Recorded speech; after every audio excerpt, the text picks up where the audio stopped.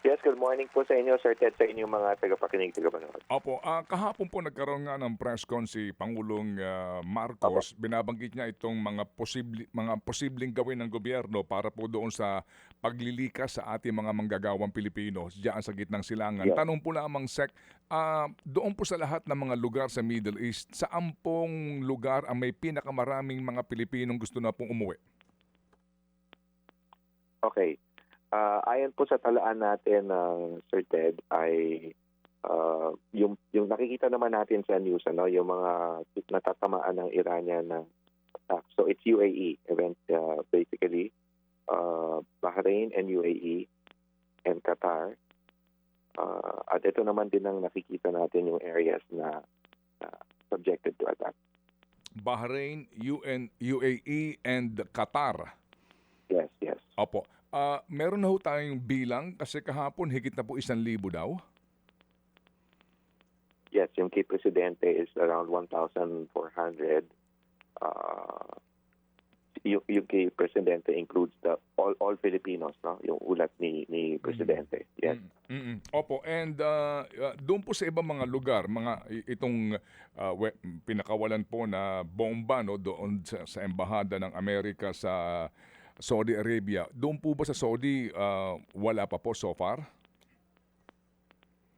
Sa Saudi, wala pa tayong nakakalap na sa talaan natin that is related to the current crisis, yes. Wala pa tayo. But of course, doon sa list that we have na mga before the crisis, meron talaga tayong nakaambang repatriations from Saudi.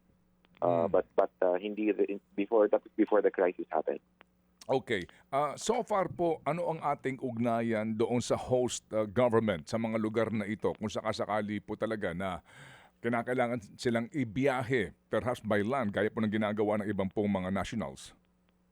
Yes, meron tayong unang-una in all the countries as mentioned by the President yesterday, napakaganda ng diplomatic and I would even say labor diplomatic relations natin. In fact, galing lang ako sa Riyadh, Saudi, Bahrain, UAE 2 weeks before the February 28. So nakikipag-usap, nakikipag-ugnayan, and so yun nga, merong koordinasyon ngayong sinasagawa. Hindi ko lang ma-disclose ang detalye, but rest assured, no, as the President said, air transport is not an option at this stage due to safety reasons, and even other modes due to safety reasons. Kaya ito ang pinag-uusapan ngayon, Sir Ted. Opo. Sa Israel po, kumusta po ang ating mga manggagawa doon? Yes, sa Israel ay meron din tayong pakikipag-ugnayan, at dito naman ay nakikita natin na merong alam natin na yung Israeli Defense Forces ay meron ng sistemang established, may mga protocols already established, kaya subjected ang mga sa Israel more than any other country ay alam na, mas kabisado na ng mga OFWs yung drills doon, di ba? Gawa nung mga nakaraang pangyayari, and therefore nandun yung alarm system, andun yung both residential and public community shelters that are available. So merong mga proseso na nakarating na sa buong kaalaman ng mga workers natin, at therefore they're able to go to these safety zones, safe havens sa Israel. Yung pong remains ng Pilipinang caregiver sa Israel na sinawing palad po, yung pong repatriation ng kanyang remains, kumusta po ang inyong action, sir?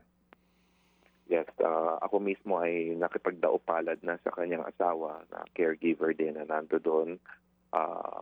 Pati yung kapatid na OFW din. Hindi ko lang di-disclose kung anong bansa, but we've already got in touch with him as well. And then yung pamilya dito sa probinsya, sa norte, ay nakausap na rin. In fact, on that same night na lumabas na yung balita, ay nandun na yung teams namin ni Administrator P.Y. Kaunan, in coordination, of course, with Governor Guico and the LGU, yung LGU involved.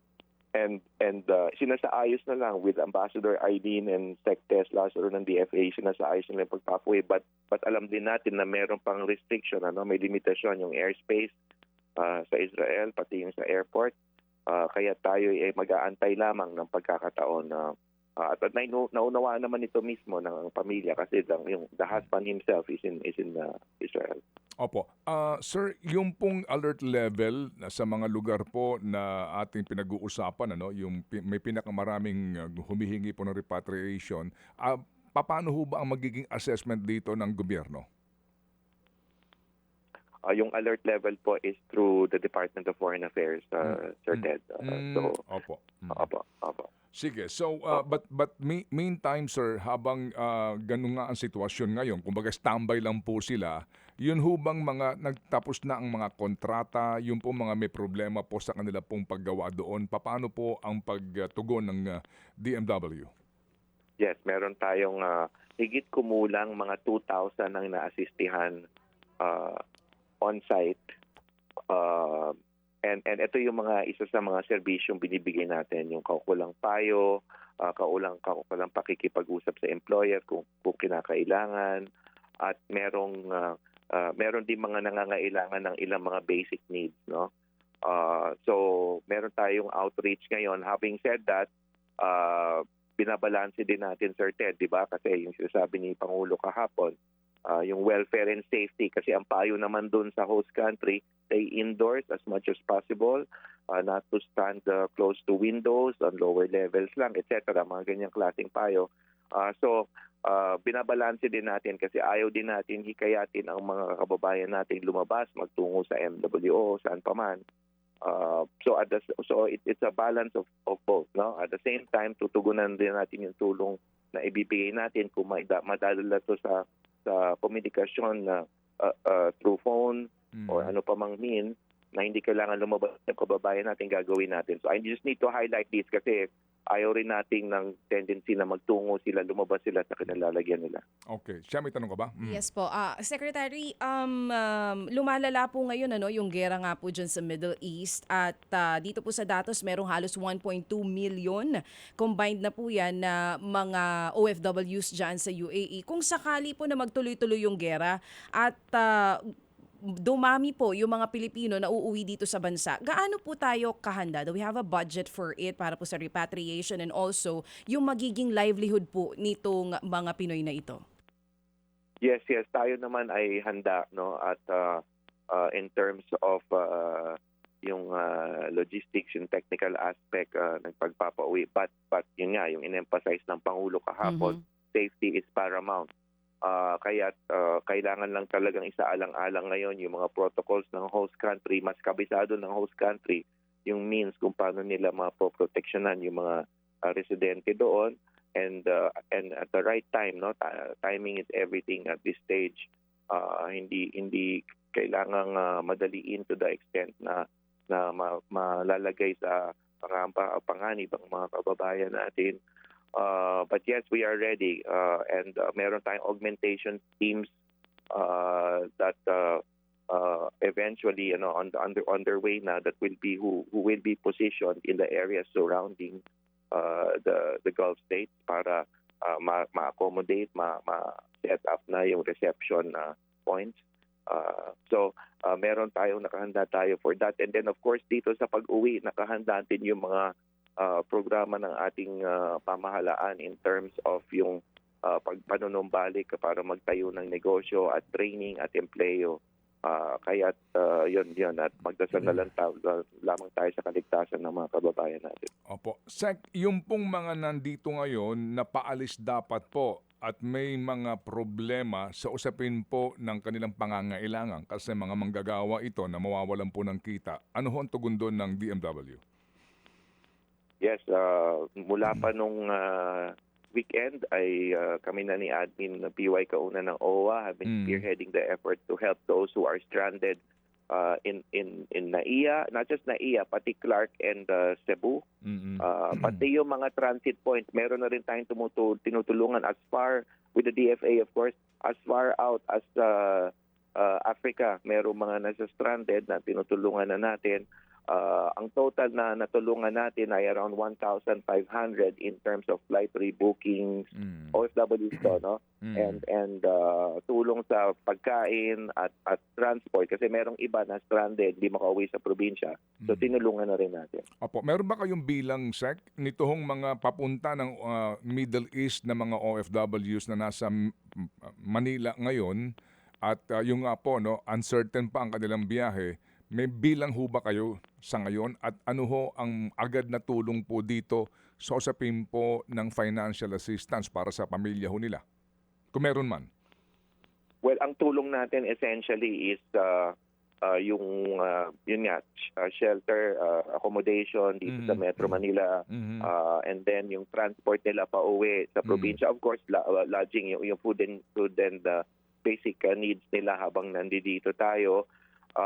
Yung bilang ng mga pasahero kasi marami na ring na-advise ng airline kaya hindi na nagpatuloy.